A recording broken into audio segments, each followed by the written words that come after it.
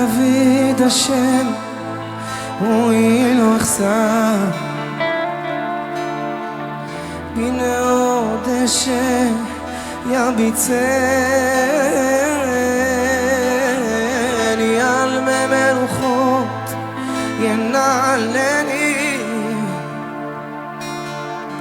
נפשי ישובר ינחני במעגלי צדק למען שמו. Pessoal, bom dia.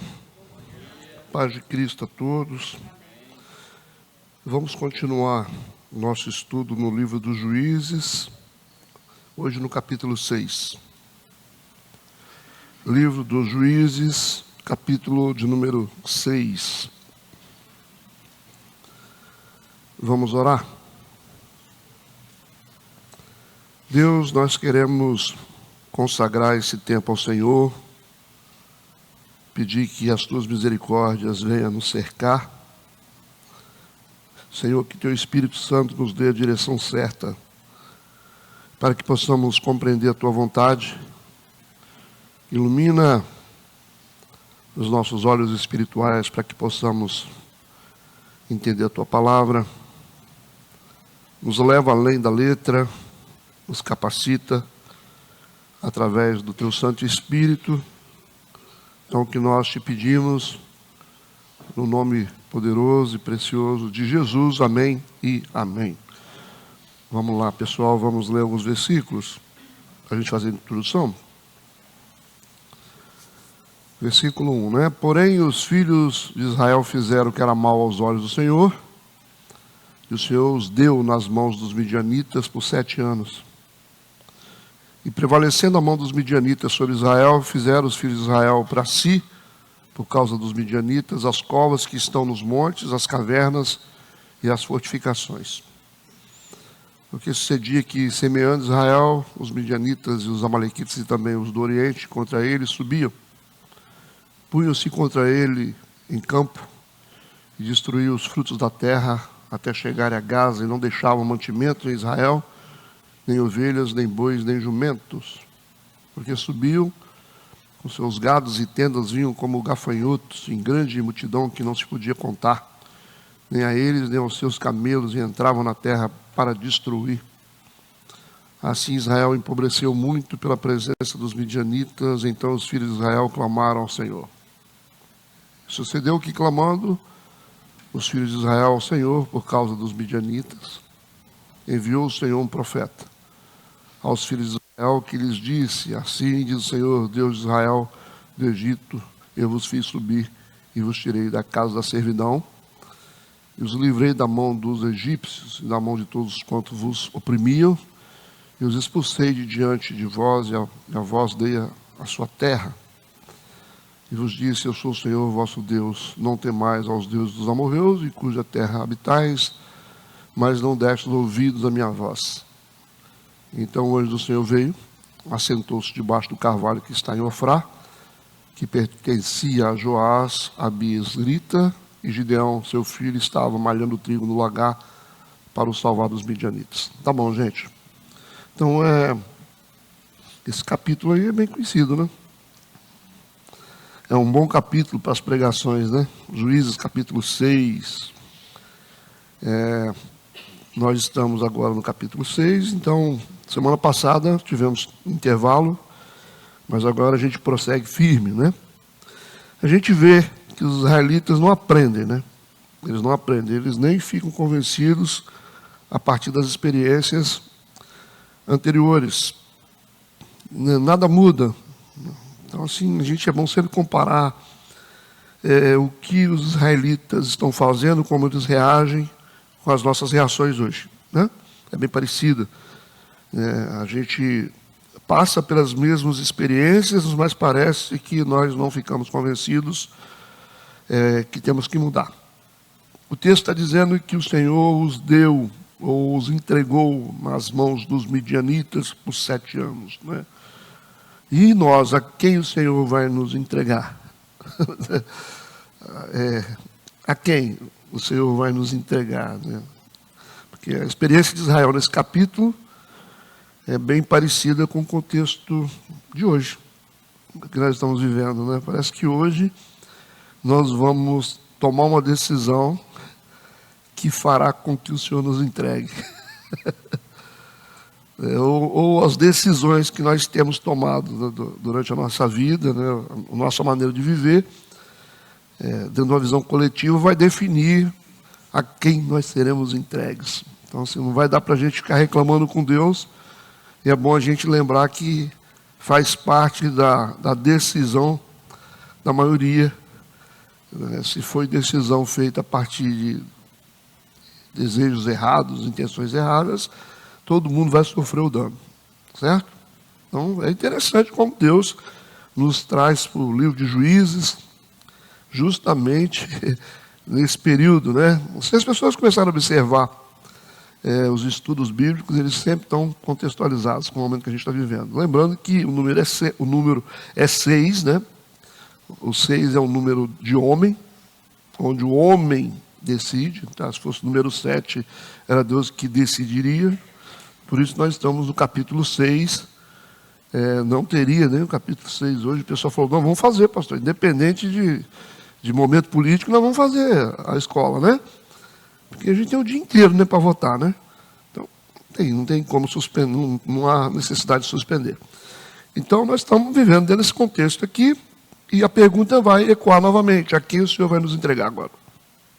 Lembrando que é a partir da nossa conduta que o Senhor nos entrega. É o Senhor que nos entrega.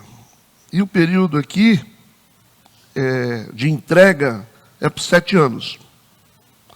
Aí o número 7 aparece, revelando por analogia uma ação divina. Certo? Nós temos o capítulo 6 revelando a ação humana, mas a entrega aqui, a decisão de entregar, vai ser por 7 anos, aqui é o que o texto está dizendo, mas é o Senhor que entregou, ok? Deu para entender isso? Os midianitas, né, esse nome vem de Midian, um povo descendente de Abraão e Quetura, né?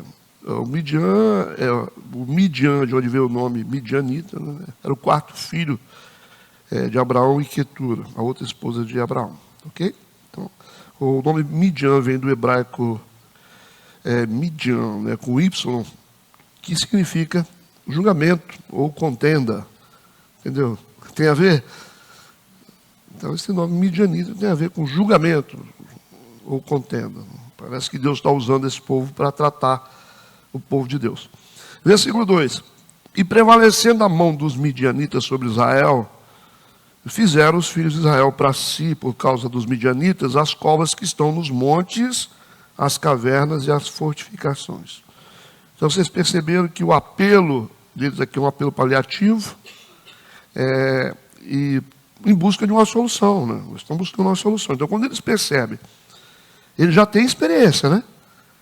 De quando eles fazem o que é mal diante dos olhos do Senhor, o Senhor os entrega na mão de outros povos, né?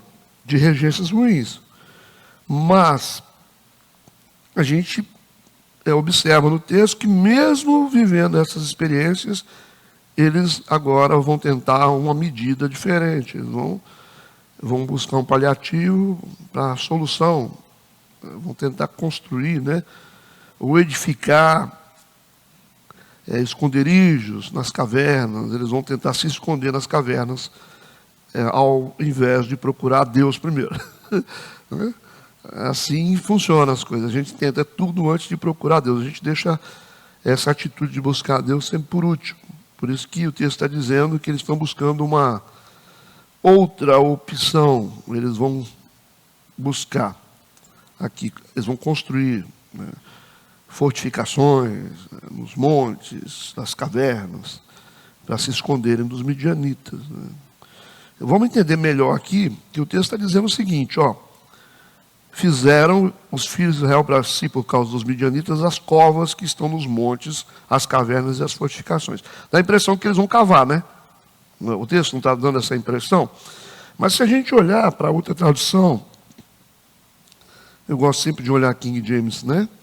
a gente ter uma tradução mais próxima, fica assim: e a mão de Midian se tornou cada vez mais pesada sobre os israelitas, por isso os filhos de Israel construíram para si esconderijo nas montanhas, nas cavernas e nas fortalezas. Então, essa tradução ensina para a gente, ou mostra para a gente, que eles não estão cavando.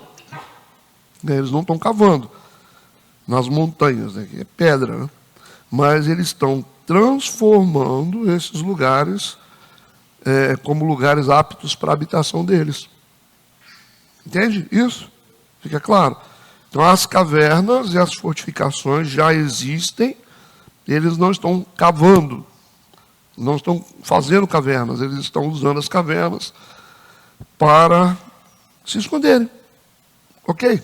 Está claro isso? Porque já está lá, né?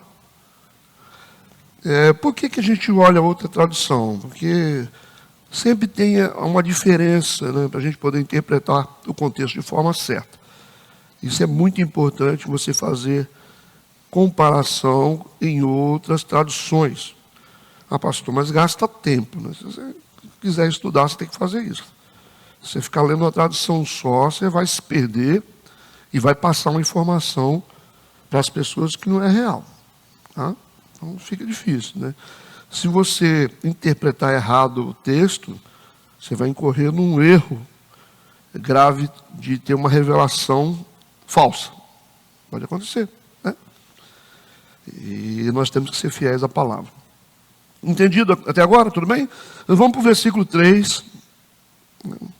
Também outra coisa que eu vi, tem 40 versículos. É probatório o número, então está difícil hoje, hein? Está difícil. Deus escolhe o dia certo. Versículo 3.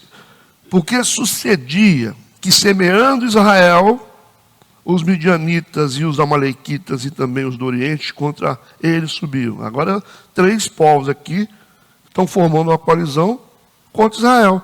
Já não é mais só os midianitas, eles estão se unindo contra Israel. Então, os inimigos se unem contra a gente. Pode ter certeza disso. São 3 povos. Vamos entender o versículo, né? Eles vinham no tempo da colheita, porque o texto diz: porque sucedia que, semeando Israel, os midianitas e os amalequitas e também os do Oriente contra eles subiam. Tem que entender que depois dessas palavras, porque sucedia que, semeando Israel, nós temos um espaço de tempo. Qual é o espaço de tempo que a gente tem? Até a colheita, né? Porque vai dar a impressão que eles estão destruindo o que foi plantado. Não é isso, eles vão esperar crescer, frutificar para depois atacar. Então a gente tem um intervalo aqui entre a semeadura e a colheita, certo? Temos os 3 povos aqui atacando. Entendido? Versículo 4. E punham-se contra ele em campo e destruíam os frutos da terra. Isso é interessante, né? Porque eles não estão roubando os frutos. Olha que coisa maligna aqui, o modus operandi deles.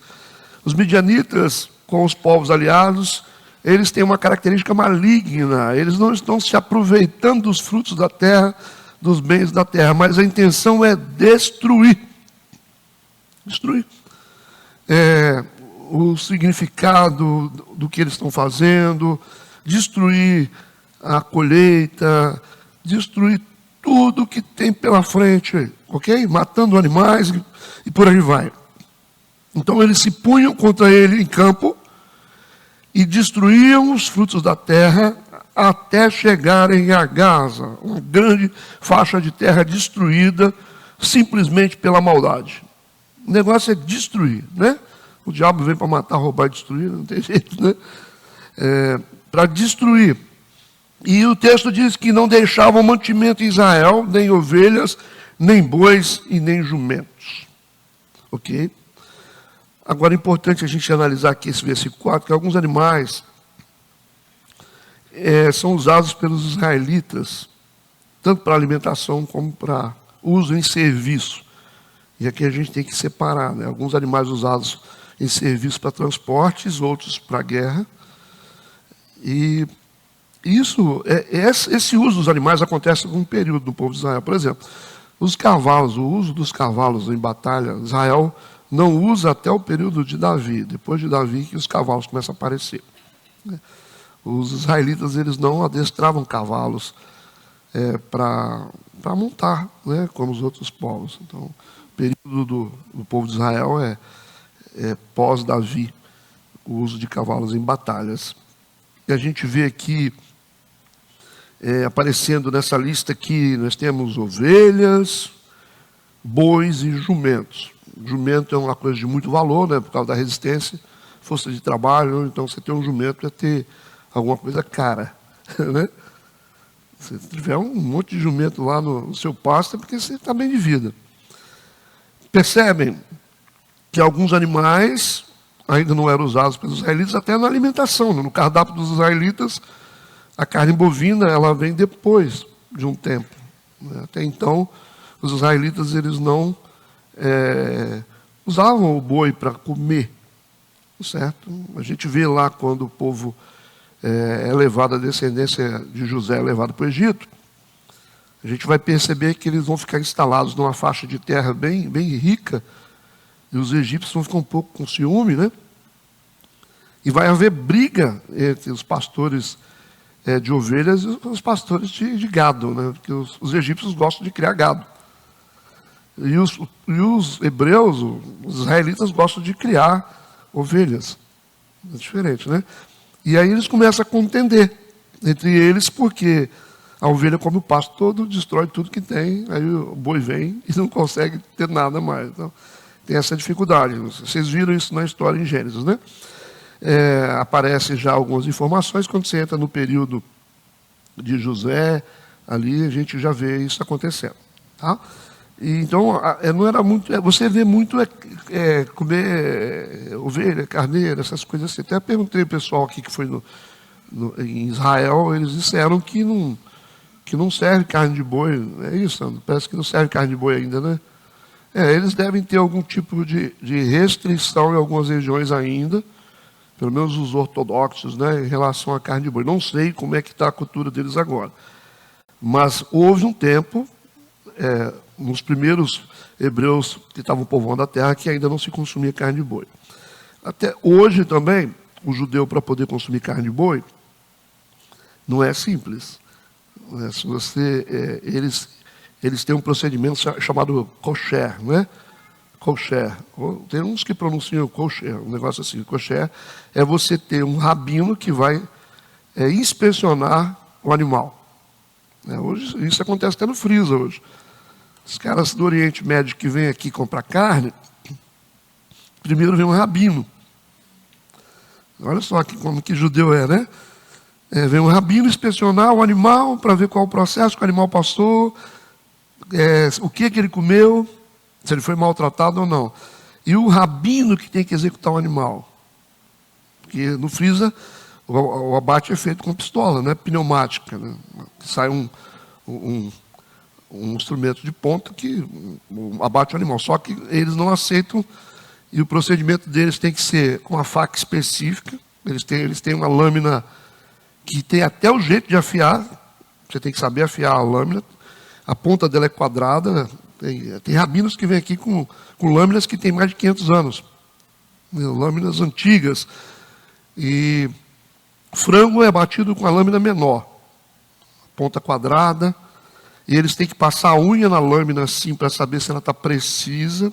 Se tiver alguma deformação, não pode usar a lâmina. Olha que doideira. Né? Eles vão correr a parte de trás da unha na lâmina até saber se ela está bem precisa. E tem que ser feito o corte, o abate com um golpe só. Um golpe só. Para o animal não sofrer muito. Eles não aceitam o sofrimento do animal. Se descobrir que foi abatido com sofrimento, eles não aceitam. Então tem que ser um corte na jugular preciso, único, que o animal tomba. Né? Então eles pegam a artéria aqui na região do esôfago. Aí, para bater nos frigoríficos, um rabino vem antes, abate os animais, certo? E tem que preparar do jeito que eles querem. Aí, geralmente, as carnes, não sei se Colatina tem isso, né? Colatina acho que não tem, mas cidade grande, acho que Vitória já começa a ter. Você vai no supermercado, você vai ver carnes que kosher. Já viu isso? Não, ninguém viu. A carne kosher é a carne que foi inspecionada por um rabino. Então o judeu verdadeiro, ele vai olhar primeiro a carne, ele vai olhar lá no prateleira e olha se ela tem a marca kosher, porque um rabino inspecionou ela, o animal foi cuidado, foi tratado, deve ser uma carne bem mais cara, né? E aí ele só come esse tipo de carne. É uma loucura, né? É um processo, né? Que é uma rigorosa inspeção, né, de um rabino, e tem que ser dentro das leis judaicas. E até a preparação da carne tem que ser dentro dos princípios judaicos. Se não fizer, não adianta. Tem ou carne de frango, ou carne de boi, tem que ser devidamente passada pelo processo kosher. Entende isso? Mas pode procurar nos mercados, o que vocês acham lá. Aí quando você vê aquela carne, não é que essa carne tem o quê? Kosher, aquele símbolo assim, que você pode preparar, que você vai ter que pagar caro. Mas, então, o cuidado deles também, né? Espiritual é interessante, né? Os primeiros hebreus usavam bois e jumentos para serviço, e depois começaram a usar como oferta sacrificial. Você vai ver posteriormente eles sendo usados em sacrifício. Você vê que Salomão mesmo sacrificava vários bois, né, para Deus. Entendido isso? Está entendido? Está claro? Agora, interessante que quando os midianitas eles destroem os bois e as ovelhas, o que eles estão fazendo?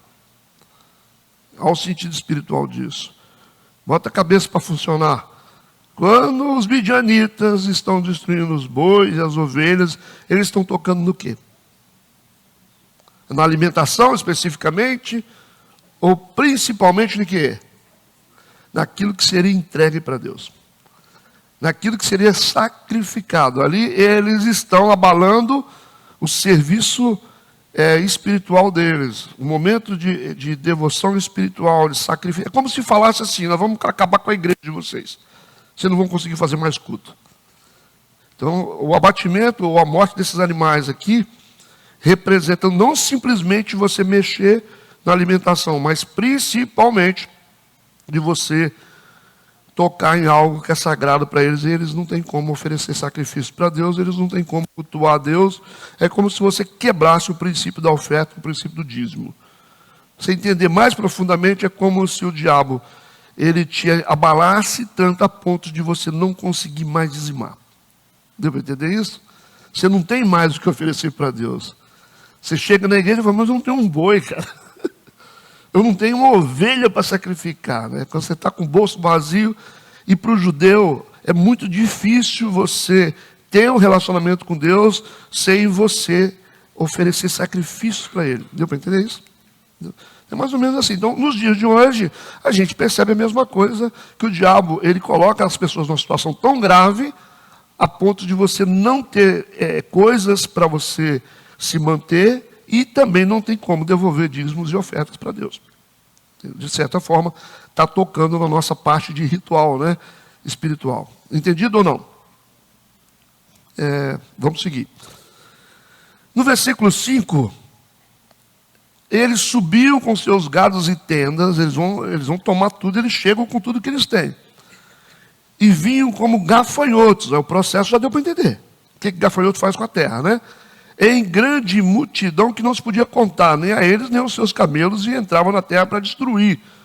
Por que como gafanhoto? Porque é uma referência ao livro de Joel. É uma referência dos gafanhotos, como vinha um migrador, destruidor, cortador. Percebe que isso tem uma relação muito íntima com a vida financeira do povo. Okay? Eles vêm como gafanhoto. Por isso que o autor está usando o gafanhoto por analogia com um agente de devastação. Versículo 6, assim Israel empobreceu muito pela presença dos midianitas, então os filhos de Israel clamaram ao Senhor. Ué, mas precisaram afundar tanto na lama? A gente vai afundar, a gente vai descer o bastante para a gente entender que a gente tem que buscar a Deus. Primeiro a gente constrói fortificações, a gente vai se esconder nas cavernas, mesmo sabendo que o caminho é Deus. Eles estão sabendo, porque eles tinham experiências, né? Nós já estamos no capítulo 6 de Juízes. Então, cada capítulo vocês viram a mesma experiência. Fizeram que era mal aos olhos do Senhor. E o Senhor os entregou. O Senhor os entregou. E eles estão entregues, né, na mão das regências.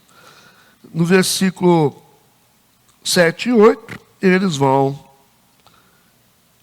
É no 6, né? Eles buscaram o Senhor. Resolveram orar. Né, porque já não tem mais o que fazer, né? Você vai lá no banco, pega o empréstimo. Para pagar a dívida você não consegue, não resolve. Aí você vai, pega com a agiota, também não resolve. Aí você vende seu carro, aí você vende sua fazenda, você vende sua casa. Você vai vendendo, né? Porque você está com vergonha de procurar Deus.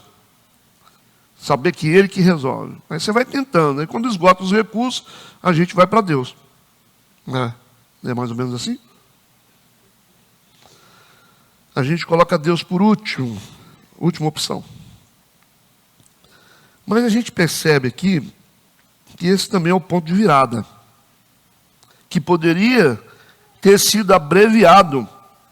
Poderia ter sido abreviado, porque o texto diz, tanta coisa que aconteceu, nós viemos aqui citando até o versículo 6, que o versículo 6 diz, assim empobreceu muito, ao versículo 6, empobreceu muito. O versículo 6 é o ponto mais baixo deles. 6 tem sentido para vocês? Tem muito código dentro da Bíblia, né, que a gente não entende, né?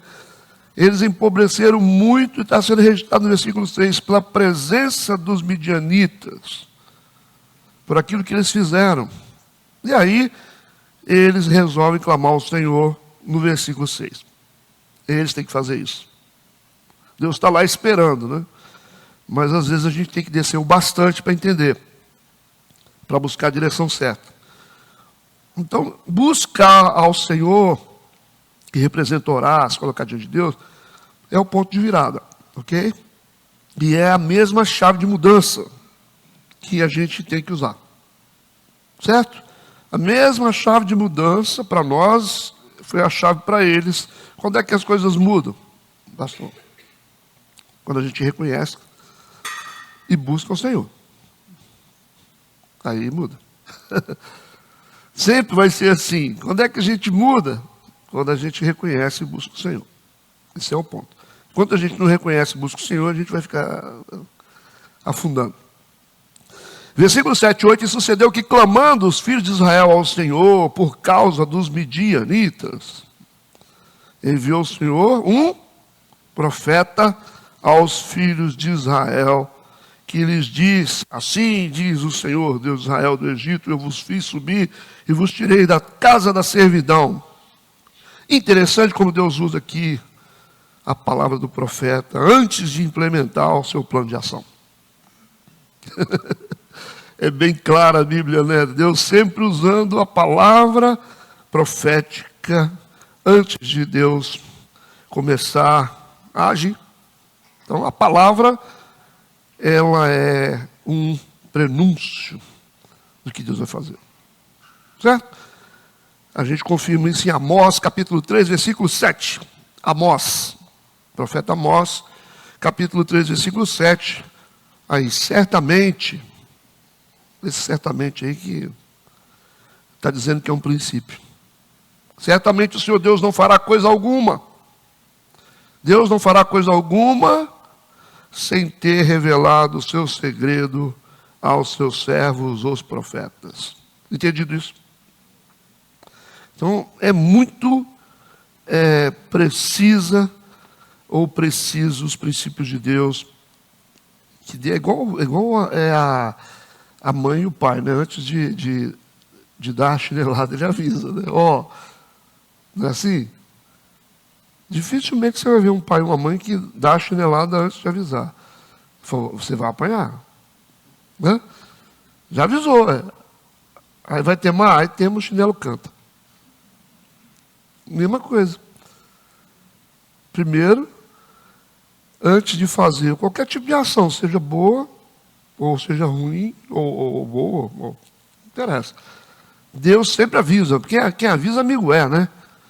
Quem avisa, pai é. Mas é legal a forma de Deus agir, porque ninguém vai ficar desavisado. Todo mundo vai ficar avisado de que haverá uma ação de Deus tanto para o bem como para o mal. Isso aí não tem jeito. Né? Por isso que o profeta aparece falando.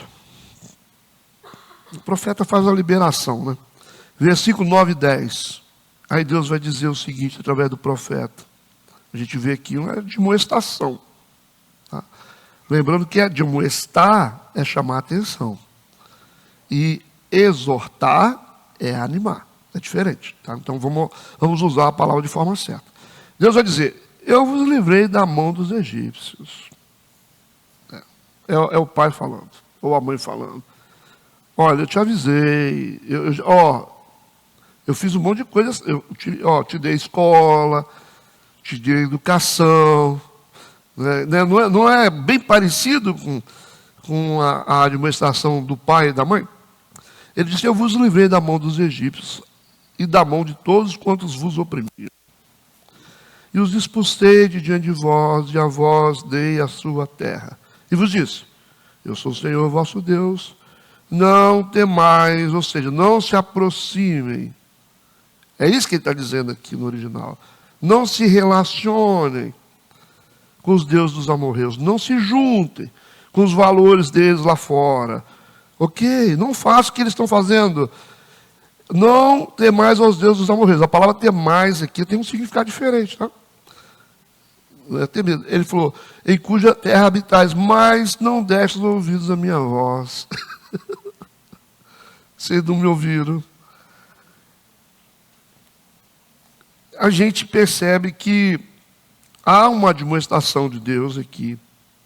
Né? Deus está fazendo o povo lembrar, porque a gente esquece fácil, a gente tem memória curta. A gente esquece do que Deus já fez pela gente, como que Deus transformou nossa vida, a gente esquece de tudo, mas ele volta para clarear, né? E lembrar de coisas que são óbvias para a gente, né? A repetição do óbvio é importante, porque o povo esquece. Né? Às vezes você fala assim, pastor, você está falando de amar a Deus, por que está falando disso, se a gente já sabe? Porque a gente esquece. Né? A gente esquece. E quando a gente esquece, a gente começa a se desvirtuar. Ele disse, vocês não me deram ouvido. Mas mesmo admoestando, Deus vai ter todo um cuidado aqui com eles, porque Deus agora vai livrá-los. Mas está repreendendo primeiro. Está repreendendo. Está repreendendo. A correção vai ter. Então está aqui, vocês estão sofrendo, mas é bom vocês saberem por que vocês estão sofrendo. Não achem que vocês são inocentes, que eu estou sendo injusto com vocês. Versículo 11. Aí, então o anjo do Senhor, vocês vão observar que em algumas traduções você vai aparecer Senhor, escrito Yahvé. Certo? Em algumas traduções vocês vão ver que em alguns pontos específicos da Bíblia vai aparecer Yahvé. O que é Yahvé? Yahvé é o nome próprio de Deus. Certo?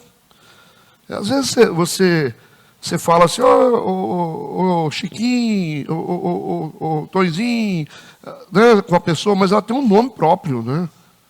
Antônio, tal, né? Então, Deus tem um nome próprio. E aí, o nome próprio de Deus é Yahvé, cuja pronúncia é Yud-Rei, Vav-Rei. Vocês já estudaram sobre isso. É o nome próprio dele. Quando você vê o nome próprio de Deus aparecendo na Bíblia, porque ele está dizendo, sou eu que estou ali mesmo. Não é simplesmente uma intervençãozinha minha, né? Eu me fiz presente. Sou eu que estou falando. Okay? Então, o anjo do Senhor, o que ele está dizendo? Está dizendo o seguinte, que agora ele vai se apresentar na forma de um anjo, ele vai ganhar a forma de um anjo, mas numa teofania, onde Deus se transforma no que ele quer, mas que é o próprio Deus que está ali. É o próprio Deus. Não é o Gabriel que vai chegar ali avisando para Maria que ela vai ter um filho. Não é isso. Certo? Não é o Miguel agindo e pelejando. Porque às vezes a gente tem também Miguel, a figura de Jesus, a figura de Jesus na figura de Miguel. Aparece na Bíblia. Mas aqui nós temos o próprio Deus se manifestando numa teofania em forma de anjo. Por isso que esse episódio aqui está revelando a manifestação de Deus. Por isso que ele vai dizer, o anjo do Senhor veio e se assentou debaixo do carvalho que está em Ofrá. Deus se assenta. Deus senta. Deus não senta. Ok? Deus está tomando sombra debaixo do carvalho, porque Deus é gente? Não. Ele ganhou forma física. Ele está se manifestando como um anjo em forma física. Como ele lutou com Jacó, ele está se apresentando como um homem. É um homem que tem mão, pé, cabeça, braços. Né? E por isso que o texto está dizendo que ele se assentou. E a gente sabe que Deus é espírito. Deus não tem a nossa forma. Ele pode tomar a nossa forma. Isso está claro? Deus é muito mais do que nós. Ele é muito maior do que o ser humano. Deus está além da condição humana. Por isso que ele pode ganhar a forma que ele quiser. Então, um Deus que é espírito, de repente se apresenta numa forma de corpo, mas é um anjo. E provavelmente esse anjo aqui não aparece com asa. Não aparece com asa. Porque o judeu vai achar que é um homem. Porque se ele soubesse que se aparecesse com asa, ele fala assim, é um anjo, mas ele acha que é um homem. Por enquanto. Vamos continuar, versículo 11. Então o anjo do Senhor veio, se assentou debaixo do carvalho que está em Ofrá, que pertencia a Joás o Abiesrita, e Gideão, seu filho, estava malhando o trigo no lagar para salvar dos midianitas. O momento é extremo e o contexto é de medo, muito medo. Porque ele está malhando o trigo no lagar para salvar dos midianitas, com medo dos midianitas enxergarem, né? Virem ele fazendo aquilo ali. Nós temos o próprio Deus observando. E observando por quê? Por que Deus está observando? O que vocês acham? Por que Deus está observando? Ele está buscando qualificações? Ele está buscando atitudes. Então Deus é um Deus que observa?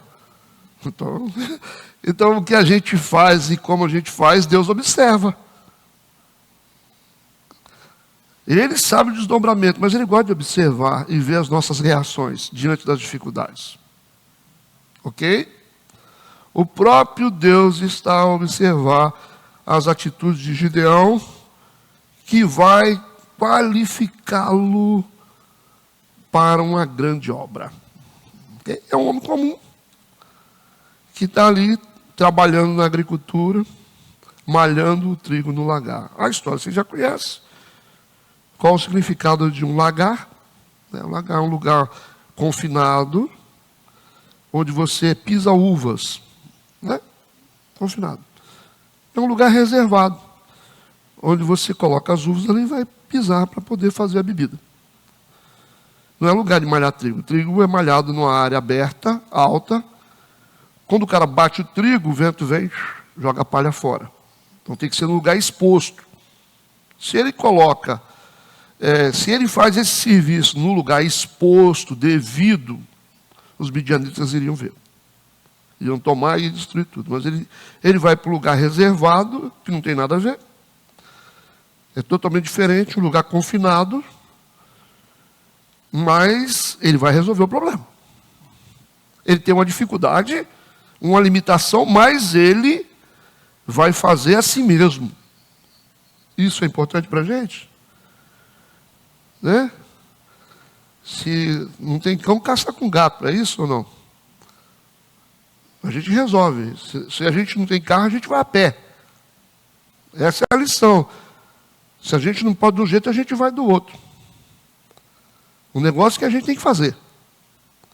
Se não tem instrumentos caros, a gente faz com o que tem. Mas tenta fazer o melhor. Mas tem que fazer. O negócio é não deixar de fazer. Então, a lição é o seguinte, a gente tem que fazer. Não importa como a gente vai fazer. O jeito que a gente vai dar, mas a gente vai ter que fazer. Se a gente tem carro para evangelizar, a gente evangeliza. Se não tem, a gente vai a pé. Ok? A gente usa o que tem. Então, a lição... Gente, é muito importante a gente ver quais são os pontos de observação de Deus. Porque Deus está a observar as atitudes de Gideão que vão qualificá-lo para essa obra, para essa empreitada. Versículo 12, então o anjo do Senhor lhe apareceu, por enquanto estava observando, e vai dizer para ele: o Senhor é contigo, homem valoroso. A gente tem a primeira característica identificada por Deus: o Senhor é contigo, homem de valor. Você tem valor. Existem valores em você. Ok? Existem valores em você, preservados. Um homem de valor, uma pessoa de valor, é quem tem valor preservado. Então, alguns valores têm que ser preservados, não tem jeito. Por mais que você sofra, por mais dificuldade que você tenha, você vai ter que guardar alguns valores. Entende? A qualificação do homem valoroso, né? Em algumas traduções vai aparecer um homem valente também, né? Foi demonstrada por meio do ato de fazer o que tinha que ser feito, independente das circunstâncias. Nós temos que fazer o que tem que ser feito, independente das circunstâncias. Se está chovendo, se não está chovendo, se tem guerra, se não tem guerra. Tem coisas que a gente vai ter que fazer, independente das circunstâncias. A gente vai ter que dar um jeito. Isso nos qualifica para algumas coisas. Esse é um ponto de observação de Deus.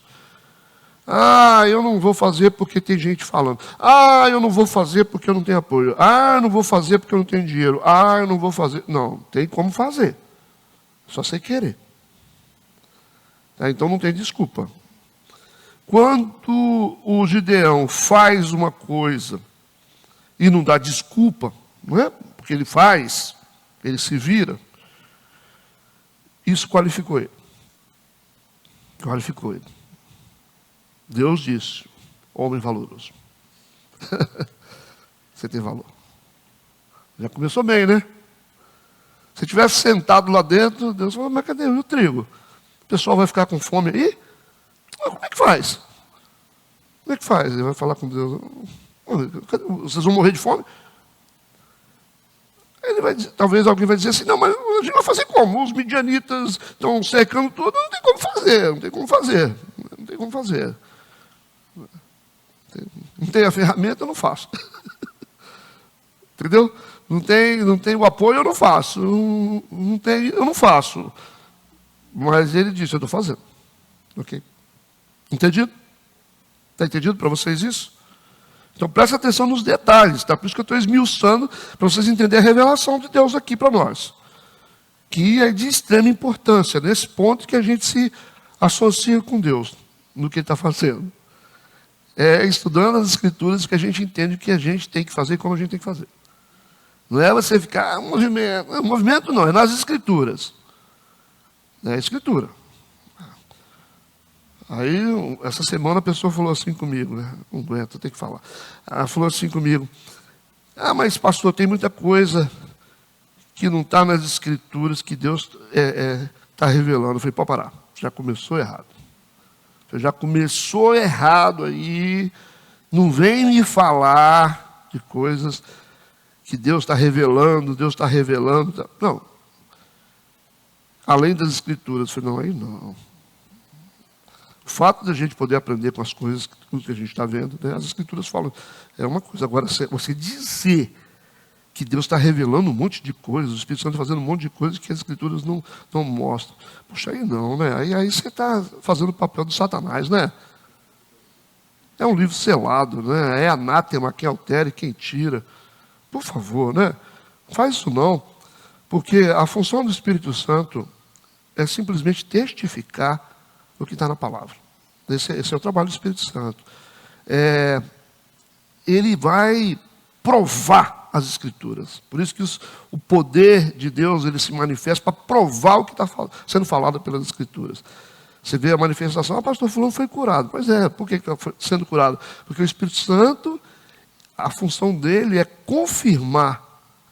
Ele é a testemunha, ele é a prova de que as Escrituras é real. Essa é a obra do Espírito Santo. Né? Por isso que o texto diz, o próprio Jesus ensinou para os discípulos, né? O poder da palavra, né? Sempre ele dava a palavra antes de realizar o poder, lembra?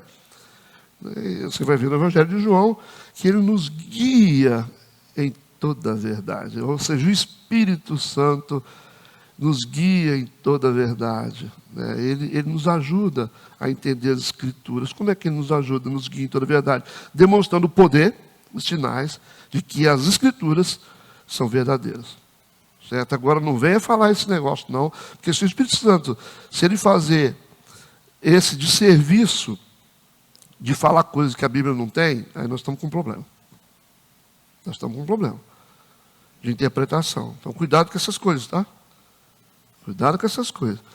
De falar que Deus está fazendo, não está na Bíblia. Mas como não está na Bíblia? Como assim? Mudou? Então vamos respeitar o valor das Escrituras. A nossa igreja, nós já temos prova de que a gente não precisa ajudar Deus. A gente sabe disso, porque as Escrituras é suficiente para sustentar uma igreja, ou não? Hoje nós só temos a Bíblia. O que a gente tem nessa igreja aqui? Nós temos algum movimento, a gente tem festa, a gente tem algumas celebridades que vêm aqui no final de semana. Nós devemos estar trazendo celebridade. Tem alguém? Não tem celebridade. A gente só tem a Bíblia. A exposição bíblica que tem sustentado a igreja. Aí as pessoas falam assim, mas por que a igreja está... Gente, vocês estão trazendo algum cara assim, alguma mulher poderosa? Não, a gente não está trazendo, não. A gente guarda a Bíblia. Só isso. Isso que prova maior do que essa? O que tem nessa igreja, além disso? O que a gente faz? É só a Bíblia. A gente fica girando em cima dela o tempo todo, cada um de nós, nos discipulados, nos cultos, nas escolas bíblicas, e por aí vai. Então, assim, não adianta querer ajudar, né? A Bíblia faz o serviço, é só você expor. Nós somos dispenseiros, ela faz o serviço dela. Expõe, deixa que ela faz o serviço. Ah, mas pastor, cara, prega a palavra. Deixa que o resto Deus faz. Vai lá, testemunha, prega a palavra. No tempo, fora do tempo, e deixa que ela faz o serviço dela. Mas a palavra foi meio... Não interessa se foi meio assim. Isso é sustentável para as pessoas. Pode ficar tranquilo. Ela vai fazer o serviço dela. Às vezes as pessoas vão ouvir a palavra e vão dizer assim, nossa, mas a palavra meio hoje, hein? Cara, fica tranquilo, fica tranquilo. Você vai ver no final que Deus vai fazer o serviço dele. Então a nossa fidelidade tem que ser em expor as Escrituras, não importa em que texto você está. Se é aquele texto que está para aquele momento, você não fica querendo, não, eu acho que o Espírito Santo falou, é esse. Você está doido para moer o pessoal, se vingar do pessoal. Aí você pega o texto, Deus é amor. Como é que você faz? E você está com raiva, que o pessoal não veio, né? Você falou, hoje eu pego, hoje eu vou para o púlpito, eu vou pegar. Aí chega todo mundo assim, o pastor falou, hoje eu vou, você vai ver. Aí o texto, Deus é amor. Vai fazer o quê? Então, e às vezes você também quer fazer política com o povo, e a palavra é outra. Não é verdade? Entende? E essa ênfase que eu estou dando para vocês é que vocês não precisam depender de pessoas, mas dependem de Deus. Tá? No versículo 13 e 14, porque no 12 a gente viu que ele está dando um jeito. Por isso ele foi qualificado como um homem valoroso. Versículo 13 e 14. Mas Gideão lhe respondeu, ai, Senhor meu, se o Senhor é conosco, porque está duvidando, né? Se o Senhor é conosco, por que tudo isso não sobreveio? Acho que uma boa pergunta, ou não? É ruim isso? Tem algum problema da gente conversar com Deus de maneira sincera? Tem problema? Se você chega para Deus e fala assim, você tá triste, está desanimado, não, Senhor, não, eu não estou triste, não, eu estou... Ô Senhor, não, tem hora que você tem que chegar para Deus e falar, Senhor, eu não estou entendendo nada. Não estou entendendo nada, eu estou sofrendo aqui, e se o Senhor não intervir rápido, eu acho que eu vou desviar. Às vezes você tem que falar essas coisas, ou não. Está com dificuldade de falar a verdade? Fala assim, eu não estou sentindo vontade, me ajuda. Às vezes você tem que falar para Deus, Deus, hoje eu não estou para a igreja, eu estou meio para baile, né? Ué, vai fazer o quê? Você vai querer esconder de Deus aquilo que Ele já sabe? Ele já sabe. E isso é transparência, gente. Deus não exige perfeição, exige coerência. Fica querendo dar uma de religioso. Não, hoje eu estou uma santidade. Está nada, você quer morrer. Você está chateado, sua mulher falou uma coisa com você, ou seu marido, você não está para muita coisa. Aí você tem que ministrar aqui, cantar uma música. Fala, Senhor, tem misericórdia da minha vida. Misericórdia da minha vida, porque está difícil hoje. Hoje eu cheguei aqui arrasado. E Deus gosta dessas coisas, gente. Deus gosta de transparência. Aqui o cara simplesmente falou a verdade. Ele não está afrontando Deus, não é? Ele teve coragem suficiente para dizer, ai, Senhor meu, se o Senhor é conosco, se o Senhor realmente está com a gente, por que tudo isso nos sobreveio? Eu quero entender. Ele falou, por que se eu estou na igreja, por que isso está acontecendo comigo? Ele não entende, ele quer entender. Ele quer saber. Por que está acontecendo isso? De onde vem esse negócio? Não tem, às vezes, você está sofrendo um dano que você não sabe de onde está vindo? Às vezes você está casado com uma pessoa, que os dois são a sua carne, que está arranjando problema espiritual, e você está sofrendo dano porque você está com a pessoa, ou não? Se uma mulher está mal com Deus, ela vai trazer um problema para o marido, ou não? Se a gente tem parte dos membros da igreja que estão com problema com Deus, nós vamos sentir o problema. Ou vocês acham que não? O Jonas não sacudiu o barco, Deus sacudiu o barco, que tinha um monte de gente por causa do Jonas. Quando você tem um Jonas dentro do seu barco, o que, é que vai acontecer com você? O seu barco vira, irmão. É o que Deus quase fez. E a galera começou. Falou, Jonas, conversa com o seu Deus, que tem alguma coisa errada aqui, porque nós vamos conversar com o nosso. Né? Aí o Jonas foi só descendo para lá. Foi descendo, foi lá para o fundo do navio e ficou escondido lá embaixo. Aí eles tiveram discernimento, a Bíblia diz que jogaram sorte, mas é um discernimento que eles tiveram. Espera aí, nós estamos com um problema aqui. Ô João, você está com um problema com Deus? Porque não tem condição. A gente está todo mundo, é o ato de investigação, né? Ele falou, realmente, eu estou com um problema com Deus. Ele falou, puxa vida, o nosso barco aqui está quase afundando, a gente não tem nada a ver com a sua vida, cara. Simplesmente a gente colocou você para dentro. E a minha vida está sendo sacudida por sua causa, a vida da gente fica sacudida por causa do outro que está na nossa vida. Essa é a realidade, né? É o marido que está na sua vida, é a esposa, é o irmão que você bota dentro da sua casa, é aquele que você confia, aquele que você faz aliança, que não está bem com Deus. E aí você vai falar assim, ué, mas esse barco está meio assim, né? Está bem bravo. Eu lembro quando nós nos convertemos, logo no início, eu e a Lourdes, nos primeiros anos, a gente sempre teve como princípio nunca deixar de devolver dízimo para a igreja. A gente nunca deixou de devolver. Né? E eu lembro que nós começamos a passar uma fase meio assim, financeira. Eu nunca esqueço disso. Ficou meio instável a vida financeira. A Lourdes olhou para mim, vem cá, você está devolvendo o dízimo de forma certa? Falou comigo. Porque tem um trem errado, porque eu estou fazendo certo, você está fazendo certo.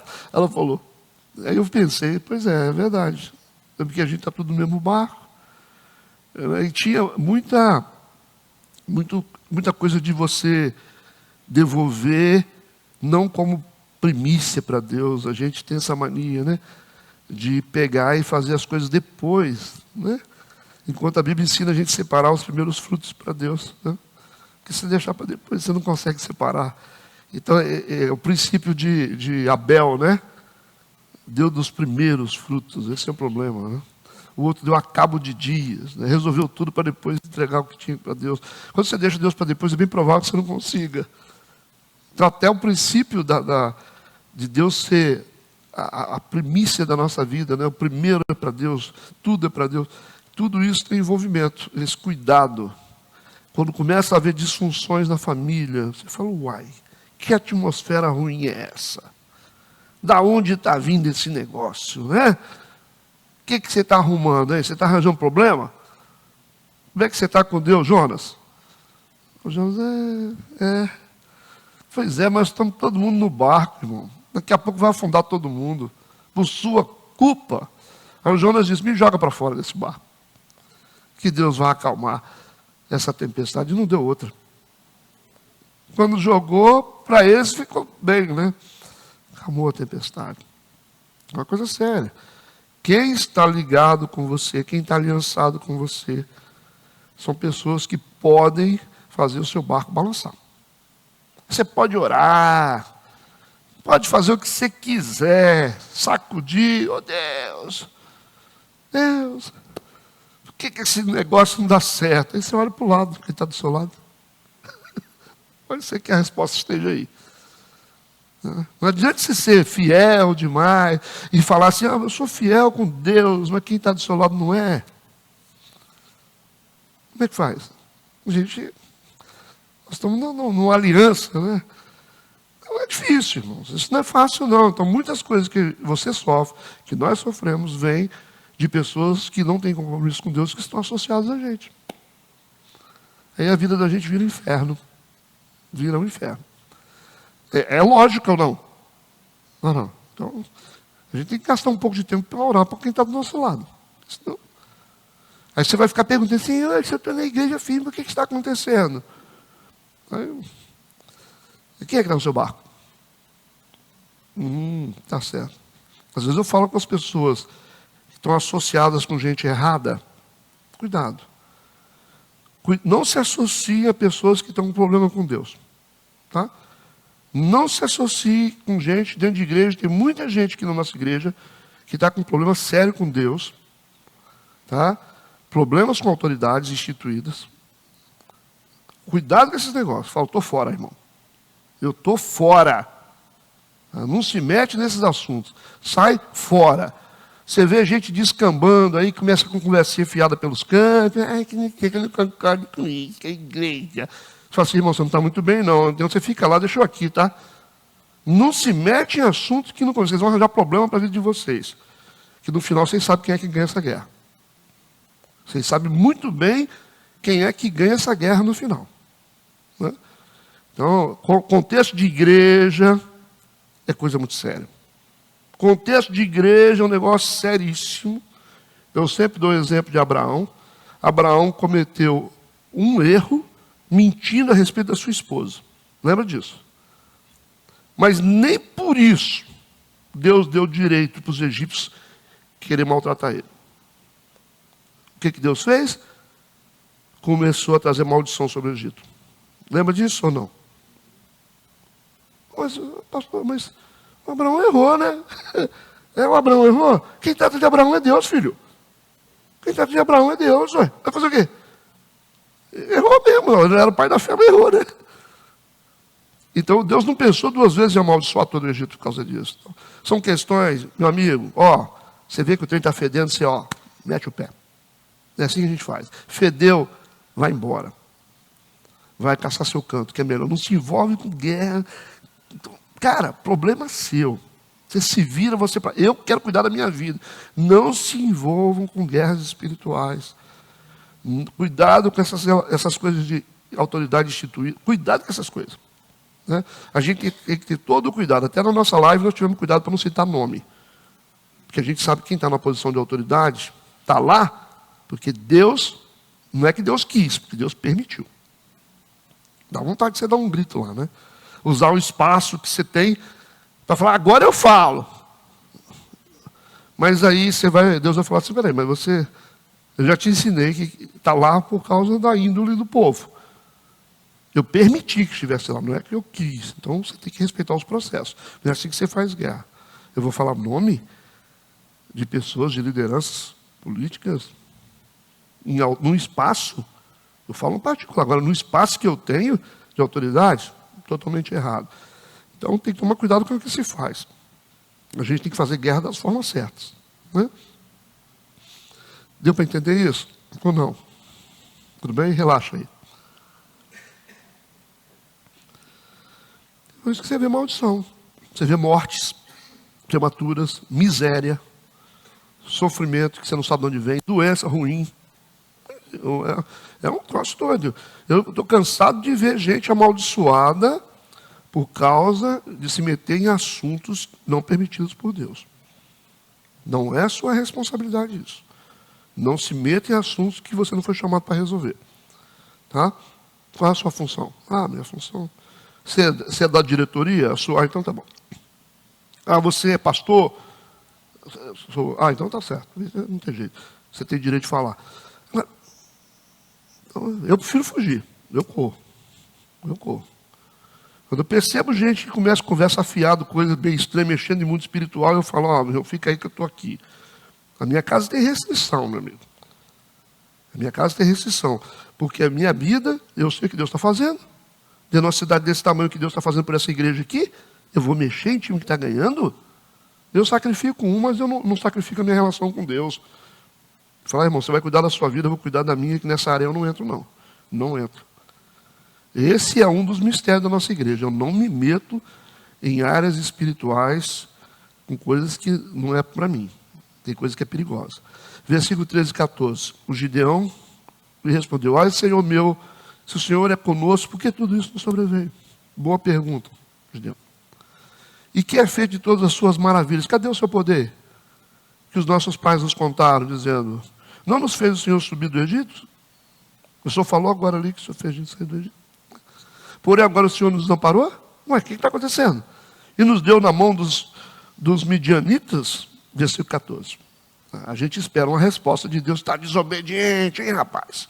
Fazendo pergunta, né? Quer dizer, a gente não pode fazer pergunta.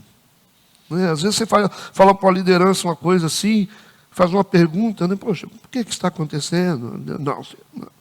Não, pode fazer pergunta, Deus permitiu. O próprio Deus aceitou as perguntas. Então o Senhor olhou para ele e disse, vai nessa tua força, porque você é um homem forte. O que ele é um homem forte? Deus disse, você vai nessa tua força aí. Mas que força que ele demonstrou? Que força que ele demonstrou em fazer pergunta? E livrarás, ele falou, você vai livrar Israel das mãos dos midianitas. Porventura não te enviei eu, você vai nessa tua força, que você vai conseguir livrar o seu povo das mãos dos midianitas. Então a força que vai impelir o Gideão aqui, na jornada dele, foi revelada pela capacidade dele de fazer perguntas. A gente já falou sobre isso aqui. A sinceridade dele, em querer investigar o que está acontecendo. Né? Embora eu esteja fazendo isso aqui, mas a minha consciência não aceita. Ele falou, isso está violando minha consciência. Se eu tenho que malhar um trigo em outro lugar, eu tenho que malhar no lagar? O trigo se malha na eira. Por que eu tenho que malhar o trigo no lagar? Ele está fazendo pergunta. Por que a minha vida não dá certo? Por que isso, quando você faz pergunta, você tem que ter preparado para a resposta? Esse é o problema. Esse é o problema de fazer pergunta. Por que eu não consigo ganhar dinheiro? Por que eu não consigo ser feliz? São as perguntas que você tem que fazer, mas esperar a resposta. Né? Tem que esperar a resposta. E a resposta vem, às vezes, do jeito que a gente não quer. Vocês lembram lá, né? Do Natan fazendo pergunta para o Davi. Davi, o que se faz com o cara que pega a ovelhinha do outro? Tem que matar. Esse cara é você. Aí você fica assim. E se Deus falar, o problema é você. E aí? É você que é o problema. Não é a igreja, não é o irmão, não é... Você é o problema da sua casa. Eu sou o único que vou na igreja.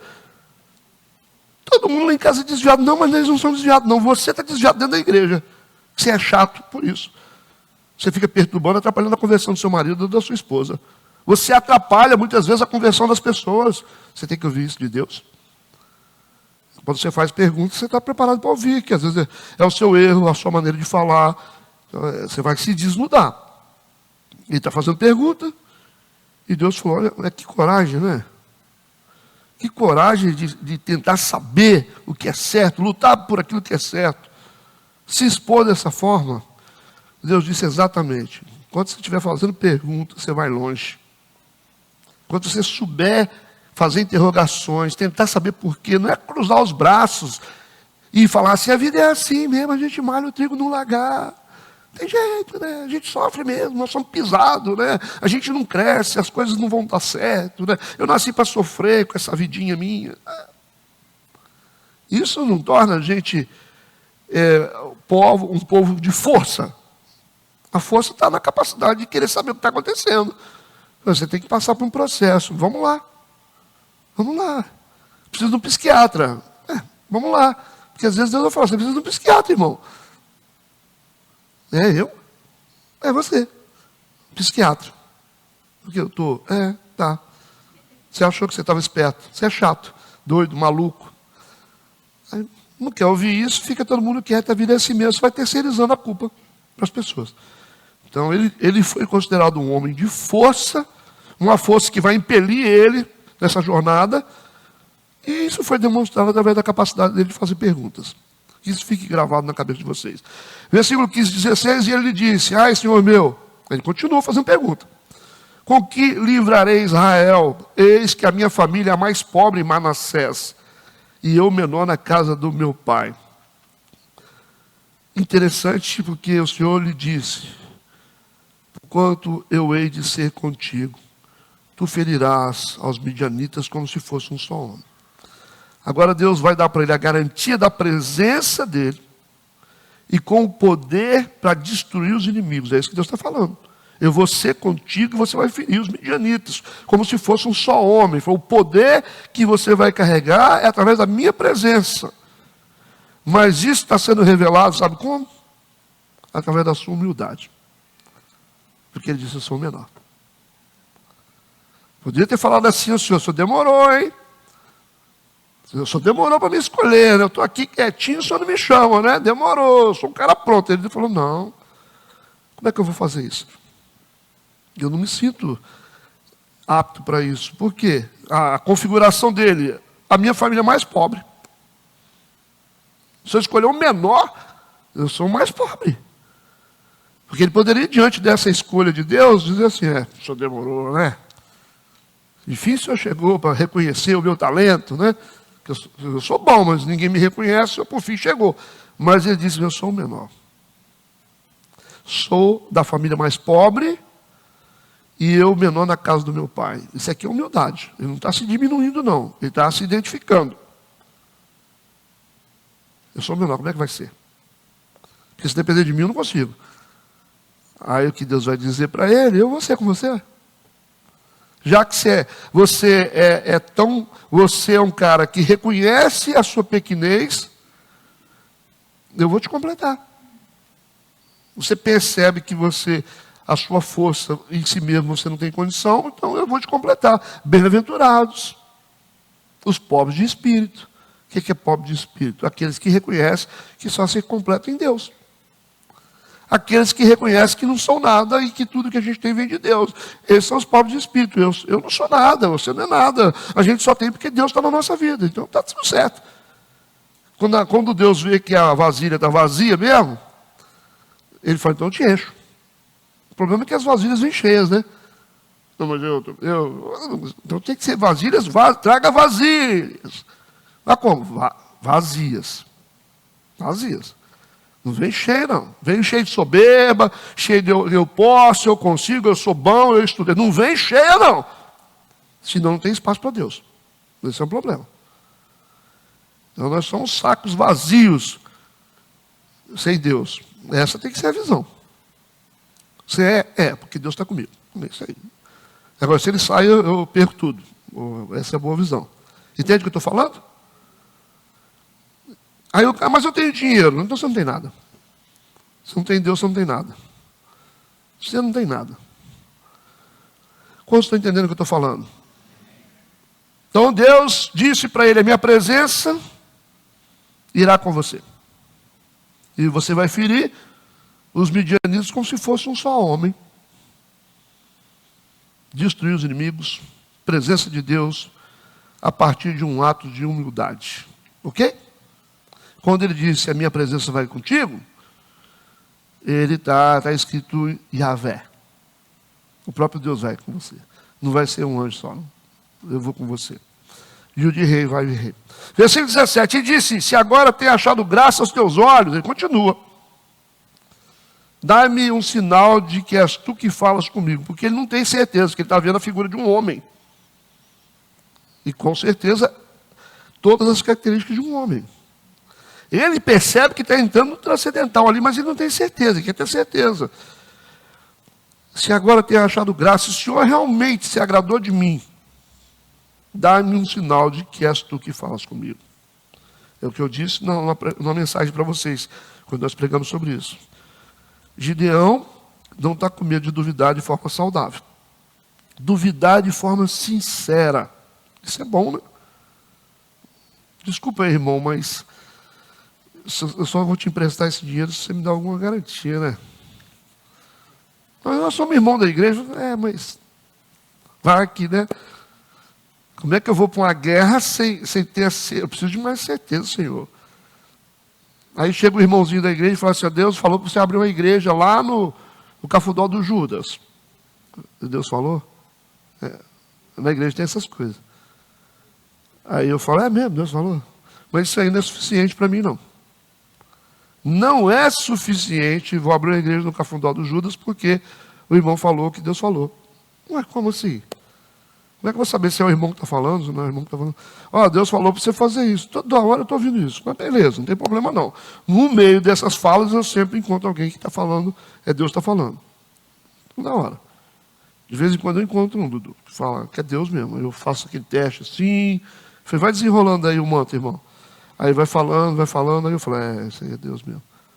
Eu quero saber, como assim? Como é que eu vou mover uma igreja para uma direção porque o irmão falou? É isso. Não é assim que funciona a vida. Pastor, eu vou trocar de emprego. Falei, por quê? Porque o irmão falou. Ah, pastor, eu vou largar fulano porque o irmão falou.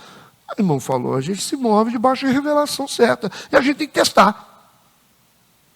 Como é que o cara vai entrar numa guerra desse tamanho contra Midianita, se ele é um cara assim? Senhor, se realmente o Senhor achou graça em mim, se eu sou o cara que o Senhor escolheu, me dá um sinal que é o Senhor que fala comigo.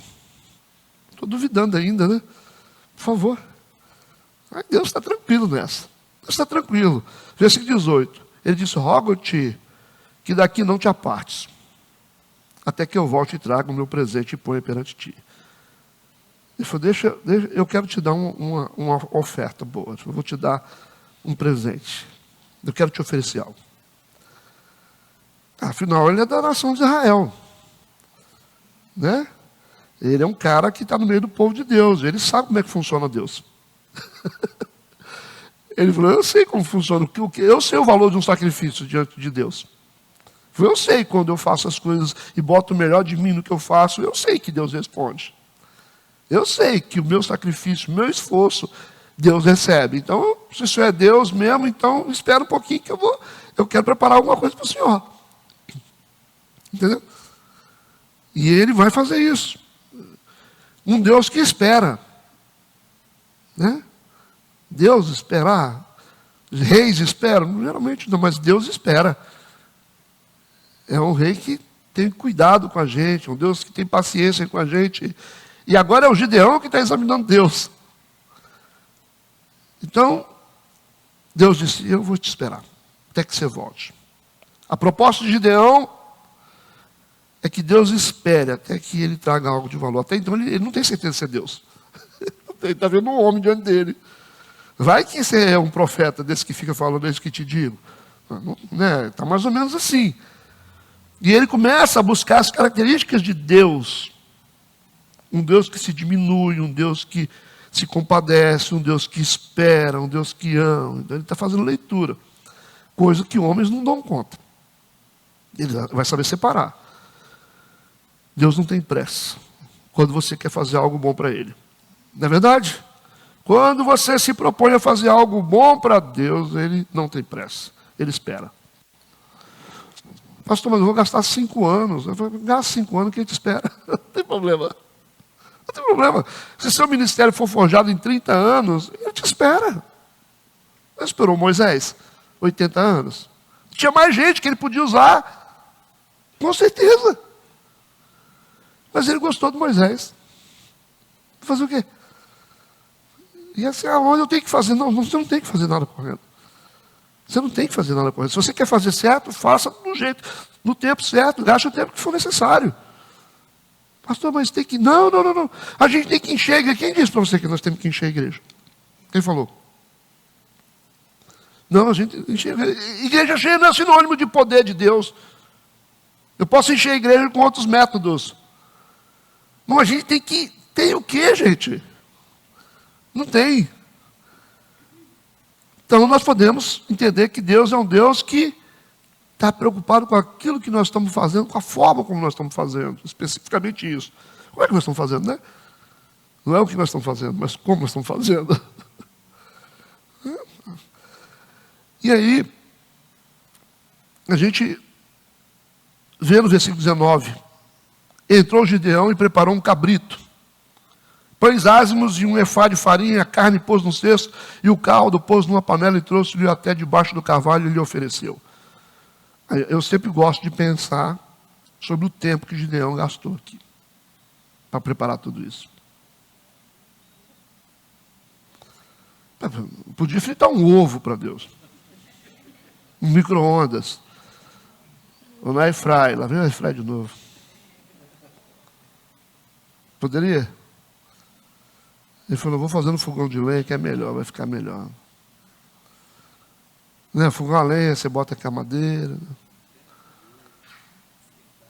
Eu falei, mas é Deus, ele está com pressa. Não, não tem não. Ele não está com essa pressa que você está imaginando. Né? A gente tem essa ideia de que não, que eu vejo isso aí rápido, não sei o quê. Nós temos que fazer rápido aqui, assim, não, é obra de Deus, não pode parar. Ué, como assim não pode parar? Você acha que Deus está preocupado com alguma coisa desse tipo? Deus está preocupado de ter igreja grande, menor? Deus está preocupado nós temos que ter cantores na igreja, né? Você acha que Deus está preocupado com isso? Nós temos que ter, contando que a gente faça bem feito. Vamos fazer o culto tal, Deus, nós temos que fazer. Quem disse que tem que fazer? Quem disse que a gente tem que ficar cumprindo a agenda? Março assim, fevereiro, março, tem essa agenda, abril, não sei. Vamos fechar a agenda. Não sei o que pode acontecer. Vai que acontece alguma coisa na cidade aí que precisa de uma intercessão da igreja. Tem que parar tudo. O movimento do Espírito você não congela aí não. Você fala assim, vou fazer assim, agenda para 2 anos para a igreja. Isso é coisa de gente que não se move no Espírito. Você faz uma programação, assim, mais ou menos, né? Mas dá para ficar. Nós vamos fazer.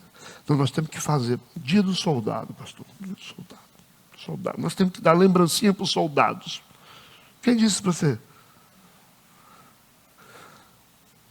Talvez seja mais importante a gente fazer evangelismos, fazer uma vigília. Não, entende?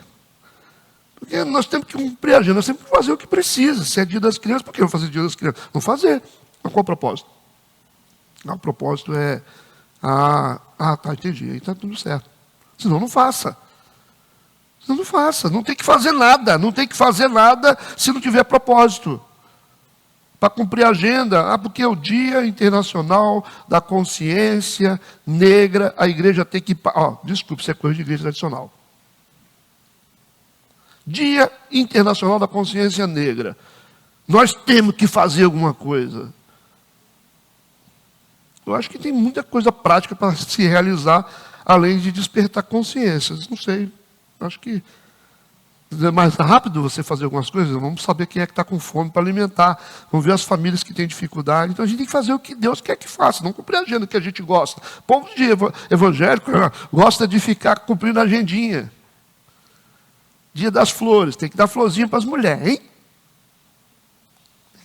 Tem que dar florzinha para as mulheres.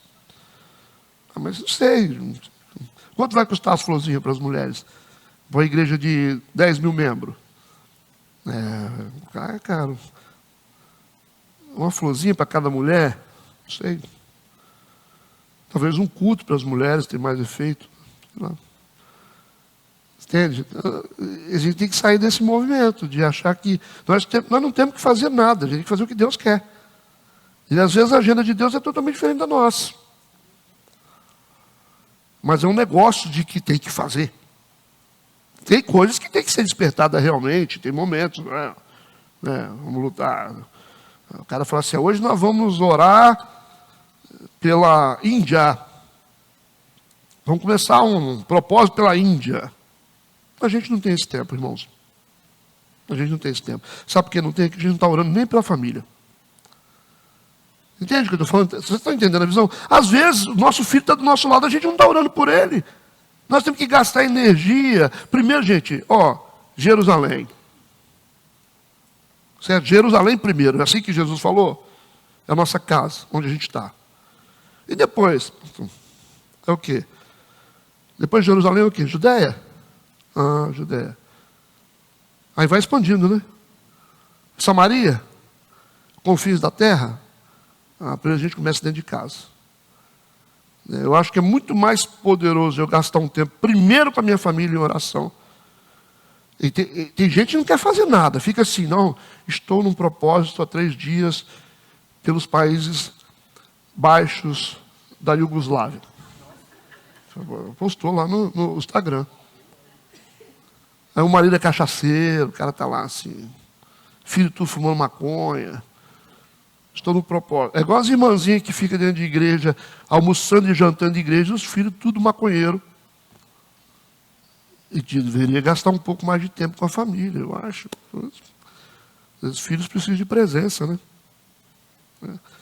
Você vai no presídio, é um monte de cara com nome de Bíblia, e as mães, tudo são as poderosas da igreja. É isso que a gente vê. Você é filho de quem? Ah, a dona Mariazinha que ora lá, do Tererê. Aí você, qual é o seu nome? Ah, meu nome é Tiago. Qual é o seu nome? Ah, meu nome é João. Seu nome? Ah, meu nome é Barnabé. Tudo nome bíblico, sua mãe é crente? É.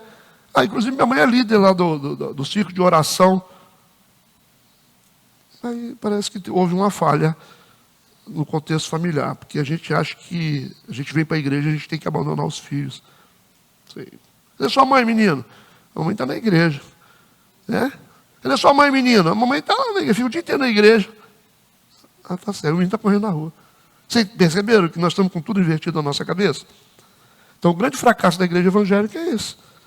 A gente querer achar que tem que ficar mergulhado dentro de igreja e esquecer da família. Mas a Bíblia nos joga primeiro para a família. Né? Primeiro Deus, ok? Família, depois igreja. É assim que funciona. Agora, ser igreja e não ser família, bagunça tudo. Deu para entender? Se vocês tiverem alguma discordância, pode falar, não tem problema, nós estamos aqui juntos. Se vocês estão doidos para votar, calma. Tem o dia inteiro, preciso orar para saber o que eu faço ainda. Porque a minha decisão pode mudar o cenário espiritual. Tanta coisa para acontecer nessa cidade, meu Deus. E nós temos aqui um cabrito que foi pego, foi morto, foi limpo, foi temperado e foi assado. Demorou, hein? Nós temos aqui um trigo que foi preparado, amassado, feito pão e assado. Tem pães asmos aqui. Então, não foi uma coisa, não foi uma comida comum aqui, foi uma comida meio... dá trabalho para fazer isso aqui. E Deus está lá esperando. Ele está caprichando. Né? Versículo 20. Porém, o anjo de Deus lhe disse, quando ele chegou, trouxe para o anjo de Deus, que é o próprio Deus, lhe disse, toma a carne e os pães ázimos e põe-nos sobre esta penha, que é a pedra, derrama-lhe o caldo, e assim fez. É interessante a gente estar falando sobre uma oferta material, né? Que é material, isso aqui é comida, para um ser espiritual. Como é que você vai fazer uma oferta material para um ser espiritual? Deus não come, gente. Deus não come.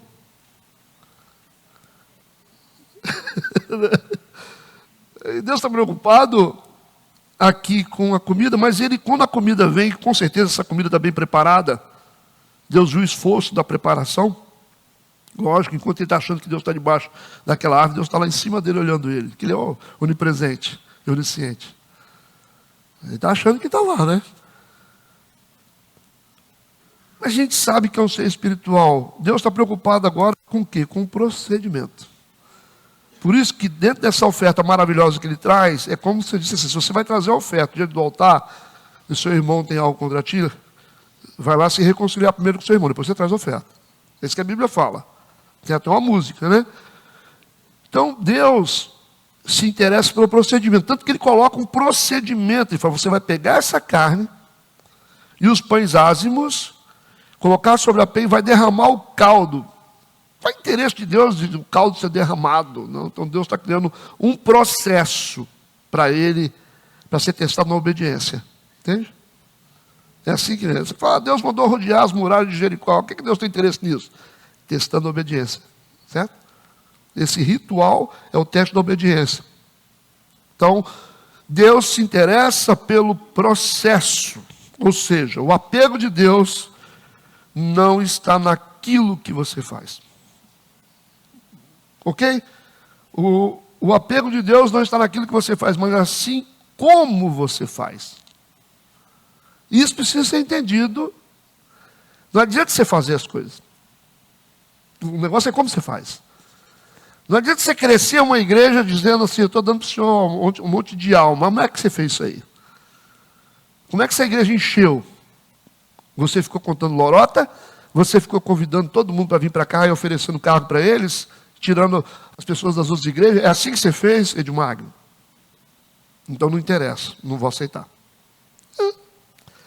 Vocês entenderam o que eu estou falando aqui ou não? Nós estamos preocupados muito com o que fazer. É como se faz, gente.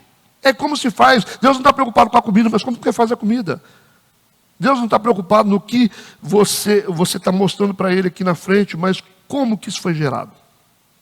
Como é que foi gerado? Como que cada coisa foi gerada? A sua mensagem foi gerada, a sua música foi gerada, a sua vinda na igreja foi feita. Como é que foi feito? Às vezes você tem muito tempo e você vem aqui, não tem muito valor. Agora, quem não tem tempo e vem, tem muito mais valor. Você viu a diferença disso? Às vezes Deus fala assim, ó, ele podia estar em qualquer lugar, mas ele está aqui. Então, Deus vê essas coisas, gente. Não fica preocupado em realizar coisas, em fazer impérios para Deus. Deus não está nem aí para isso. Deus não está nem aí para isso. Você pode encher. Ah, mas eu converti tanta gente. Vocês estão achando que Deus está apegado em números? Fala sério. Deus está apegado em números? Não, mas eu tenho 50 discípulos. Tá, você tem, mas como é que você fez isso? Eu fiz, assim, fiz do meu jeito. Então está errado. Vou mandar todo mundo para casa. Aí você tem 2 discípulos, como é que você fez isso? Ah, pastor, tem muita... Ah, sim, Deus recebeu. Por isso que Deus recebeu a oferta de Abel, mas não recebeu de Caim. É diferente. Vocês têm dúvida que a oferta de Caim foi boa? Lógico que foi boa. Foi boa. Só que ele não entregou como premissa. Esse é o problema. Ele entregou a cabo de dias, ou seja, ele resolveu a vida dele primeiro para depois pensar no que fazer para Deus. Deus não está preocupado no que você faz, mas como você faz. Deus não está preocupado com dinheiro. Deus se preocupa com oferta. Entende? Então o poder de Deus não está no volume de dinheiro. Por que é muito mais importante a fidelidade do que o volume de dinheiro? O que adianta o empresário chegar aqui e falar assim, eu vou dar 50 mil nessa obra. O que vale 50 mil numa obra nossa? O que vale 50 mil numa obra nossa? Para pagar 1/4 dos vidros da igreja? Entende o que eu estou dizendo? Não é questão de dinheiro. Dinheiro. Deus enxerga sementes. Porque se você falar assim, pastor, vamos fazer isso aqui, mas tem que ter um coração para isso. Por isso que o dízimo é muito mais poderoso do que você levantar 5, 6 empresários para fazer as coisas. Porque existe uma fidelidade. Se você pega lá, você tem lá, todo mundo simples, e cada um fala assim, pastor, mas o meu dízimo é R$140, pastor. Mas como é que foi feito isso aí? Isso tem muito mais poder do que o cara sem compromisso que deu 10 mil. Entende? Os 10 mil bate na conta e vai embora, não serve para nada. Agora, os 140 do cara, na fidelidade, isso é poderoso. Por isso que a igreja conquista coisa, não é com volume de dinheiro, mas com volume de fidelidade. Porque todo mundo está se esforçando. Está claro isso? Está todo mundo se esforçando. Isso aqui, nós estamos entregando o nosso melhor. A oferta da viúva é o nosso melhor. Mas não interessa se é 100, se é 50, é o nosso melhor, Senhor. Então, é aí que nasce o poder. Não no volume de dinheiro. Você vê transações que igrejas fazem aí, tem igreja que faz campanha dentro de igreja e... Vocês já viram isso? Não viram, eu vejo sozinho. Eu quero tantos valentes de 1000. E acabou em que essas igrejas? Acabou em que essas igrejas? Eu quero tantos valentes. Cara... Usa o poder de Deus para pedir dinheiro, que não é certo, né? Dá uma demonstração de poder, revela o nome do cara lá e depois pede o dinheiro, que sempre está engatado o dinheiro. Acabou em quê? Não acabou em nada. Tudo bem, pastor. As pessoas podem ajudar na igreja, sim, mas com coração, ok? Um coração verdadeiro. Não com intenções. Nós já tivemos gente na nossa igreja, um cara uma vez, ele veio para a nossa igreja, ele entregava dízimos na igreja, aí ele, como ele era empresário, ele entregava um bom dízimo, né?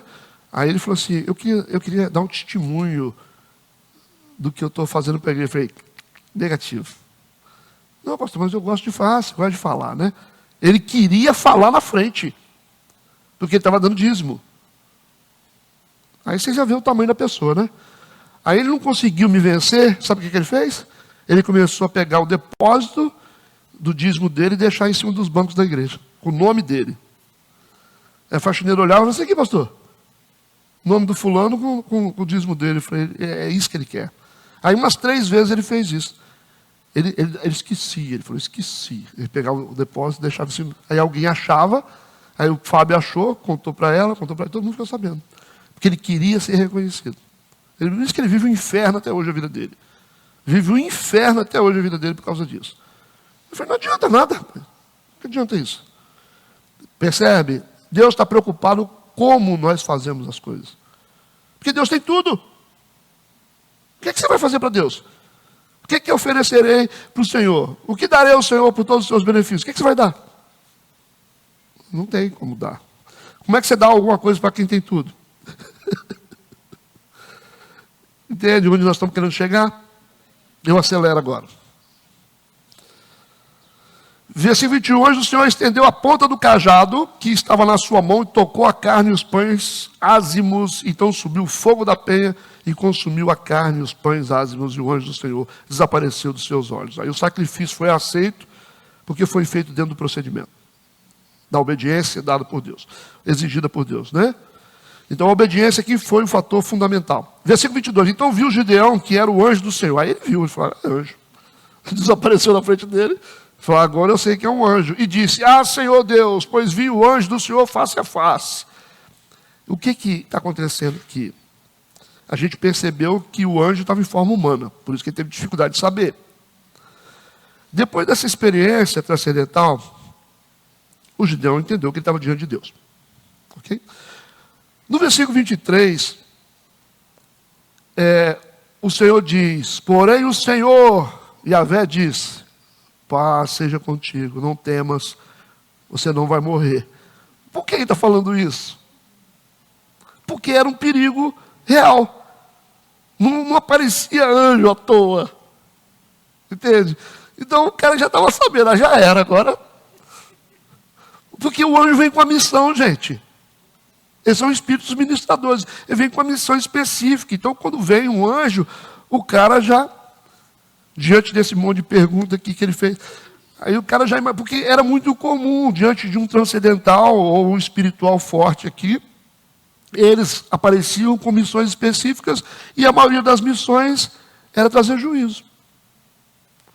Então, todo mundo já sabia. Quando descia o anjo, o que vai acontecer aqui agora? O Isaías não tremeu também? Ai de mim, agora, ai de mim, desceu o anjo. E o que tem nas igrejas? Olha o anjo ali, olha o anjo ali, olha o anjo, tudo bem, anjo? Tem um anjo aqui. É uma piada esse negócio, né? Não tem nada a ver com a Bíblia, todo mundo brincando, tem um anjo ali, tem um anjo. Mas como assim anjo? O que esses anjos vieram fazer aqui? Aí eles falam, desce Miguel, desce Salatiel, não sei como eu ouvi falar Salatiel. Aí fica todo mundo achando que intervenções angelicais vêm assim, não viemos aqui para se divertir. Né? Aí uns arriscam dizer assim, eu vejo anjos, um com a espada de fogo na mão aqui, outro com a espada de fogo aqui. Essa já é uma revelação que eu posso vazar por essa parede aqui, que vai doer menos. Abrir ela no peito, se aparecer um anjo com a espada, pastor, na mão. Se vocês virem um anjo com a espada na mão, irmão, pode correr, porque vai dizimar todo mundo. Não tem como. Você lembra da época de Josué, né? Deus não parava de matar, cara. O anjo dizimando o povo, assim, matando mesmo. Porque... Então Todo mundo quer brincar com o anjo, é anjo no céu, tem espada de fogo, anjo, dessa espada do diabo aqui agora, anjo. É complicado, o mundo espiritual ele é bem complexo. E aqui o Gideão já disse, ai, o que eu vou fazer?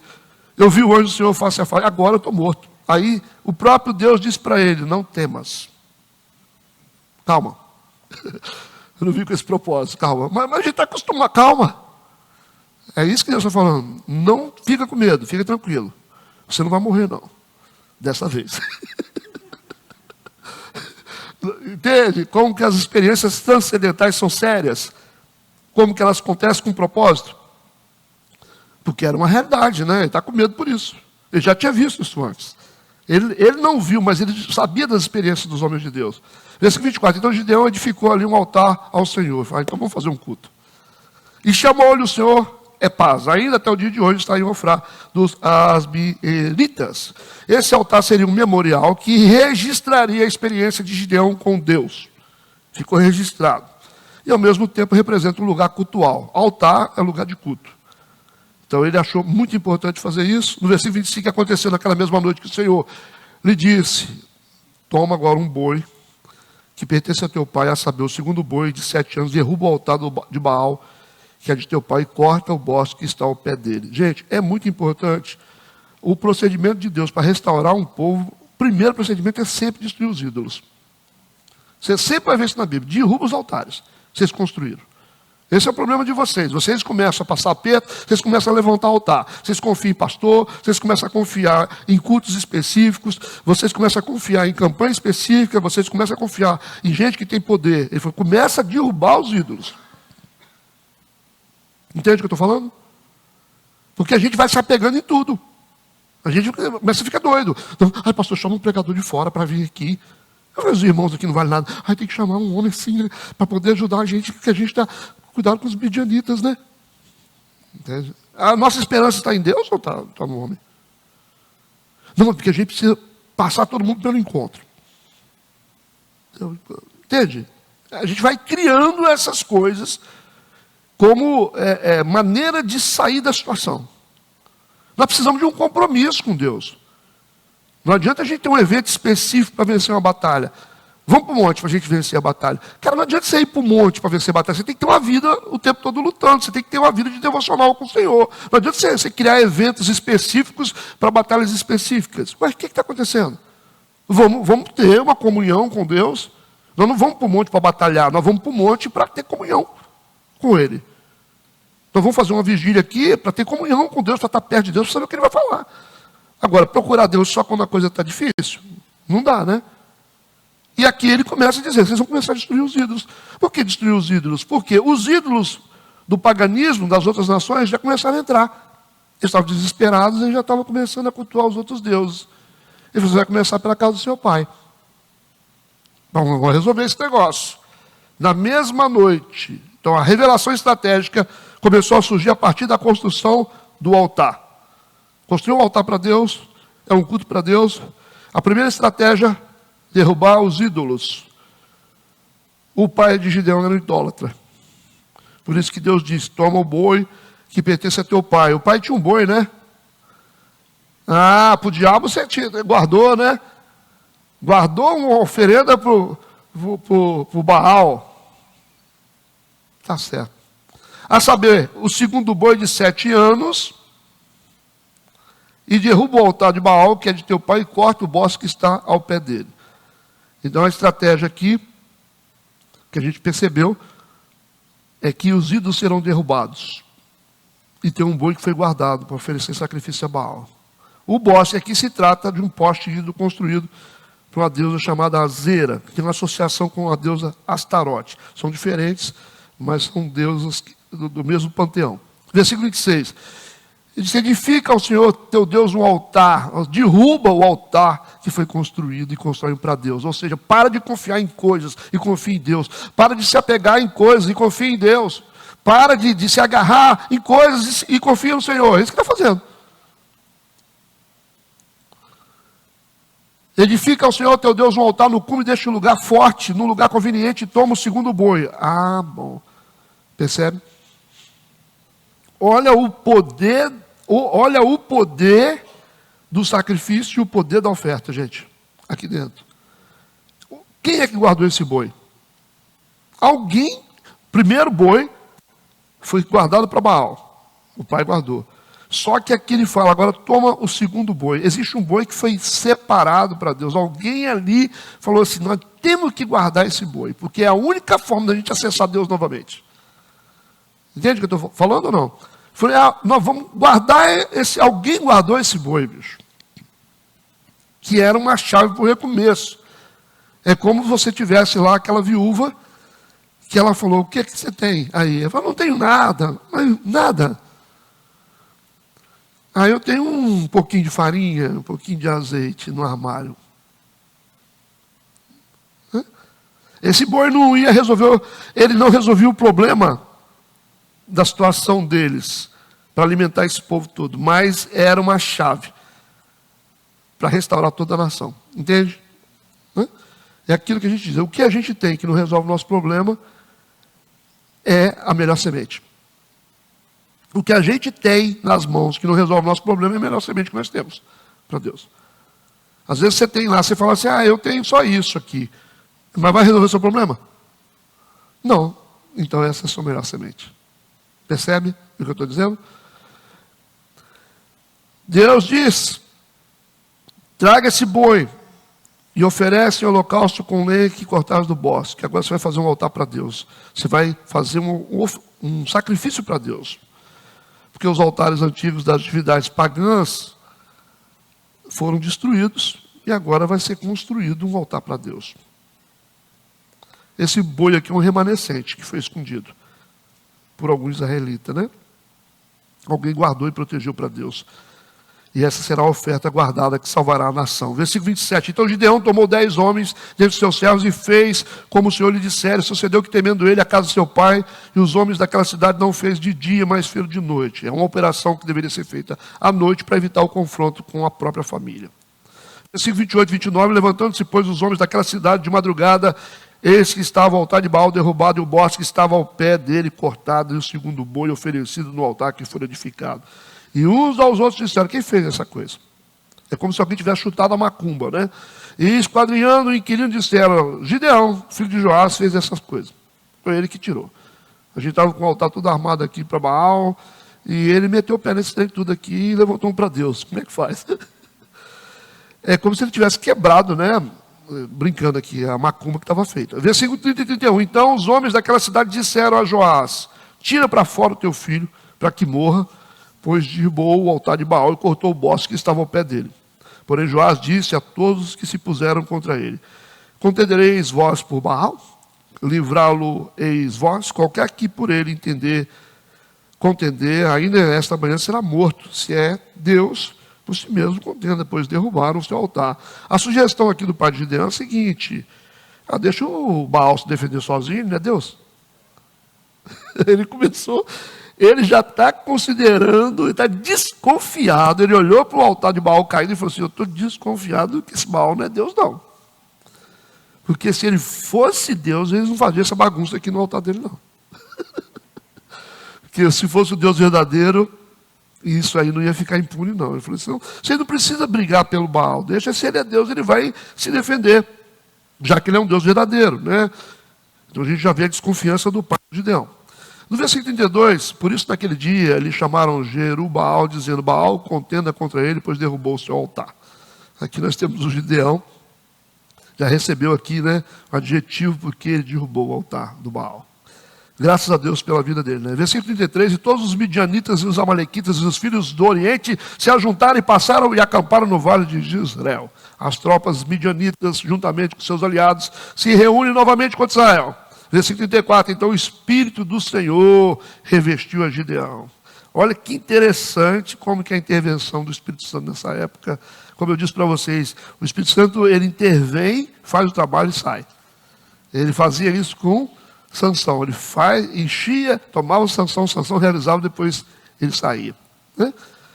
Então a gente tem hoje a presença do Espírito Santo, nós temos o nosso corpo como morada do Espírito Santo. Nessa época, Deus não tinha lugar para habitar, não. Ele não conseguia habitar nas pessoas. Então o Espírito do Senhor revestiu a Gideão, o qual tocou a buzina, e os abiesritas se juntaram após ele. Então, esses abiesritas eram descendentes de Abiézer, que é filho de Gileade. E percebam aqui, o toque de buzina era específico para uma convocação militar. Então, a maneira como tocava cada som que era emitido, o povo de Israel já entendia o sentido do toque. Para que tipo de reunião eles teriam. Versículo 35, enviou mensageiros por toda a tribo de Manassés, que também se ajuntou após ele. Também enviou mensageiros a Azé, e a Zebulon, e a Naftali, que saíram-lhe ao encontro. Várias tribos se juntam novamente em apoio a Israel. Versículo 36 a 40, a gente fecha. E disse Gideão a Deus: se hás de livrar a Israel por minha mão, como disseste, eis que eu porei um velo de lã na eira. Se o orvalho estiver somente no velo, e toda a terra ficar seca, então conhecerei que hás de livrar Israel por minha mão, como disseste. Ok? Ele já sabe que era Deus que estava ali, mas ele quer ter certeza se terá vitória. No versículo 38, assim sucedeu, porque no outro dia se levantou de madrugada e apertou o velo, e do orvalho que espremeu do velo, encheu uma taça de água. Fez uma prova com Deus, e Deus respondeu. No versículo 39, disse Gideão a Deus: não se acenda contra mim a tua ira. Né?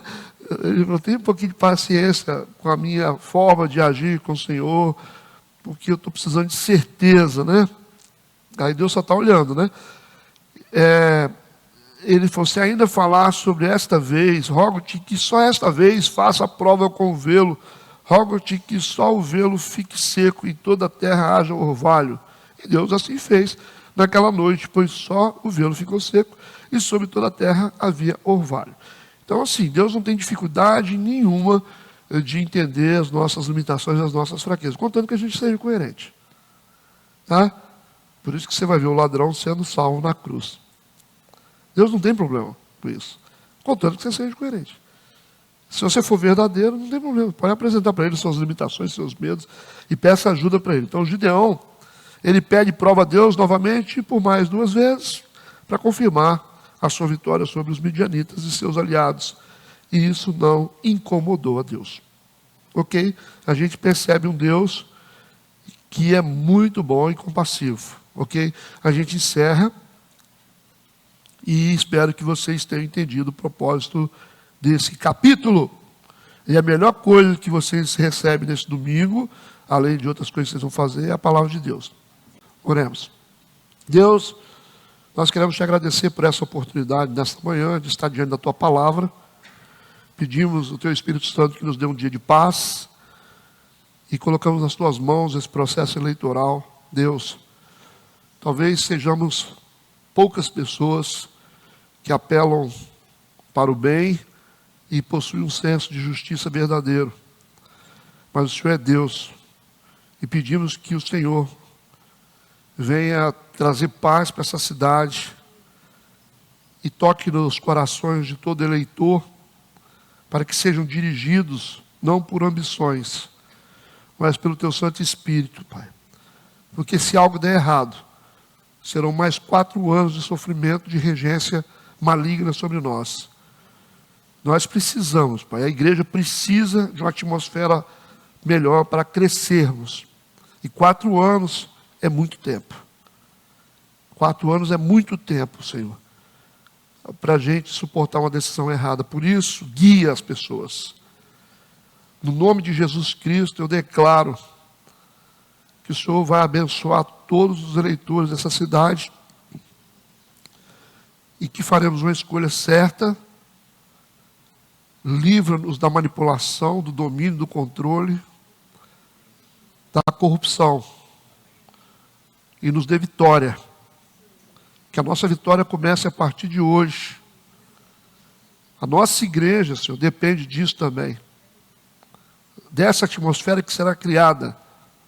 Se o Senhor tem um propósito grandioso para essa igreja e para as demais igrejas dessa cidade, coloca a tua mão sobre esse momento político. Não seja simplesmente por nós, mas por aquilo que tu és. Pela tua bondade, pela tua misericórdia. Que se eu for olhar para as pessoas, nada será feito de bom, mas pela sua bondade, pelo seu amor e pelo seu caráter, nós cremos numa intervenção divina sobre essa cidade, é o que nós declaramos em nome de Jesus, amém e amém. Vamos em paz.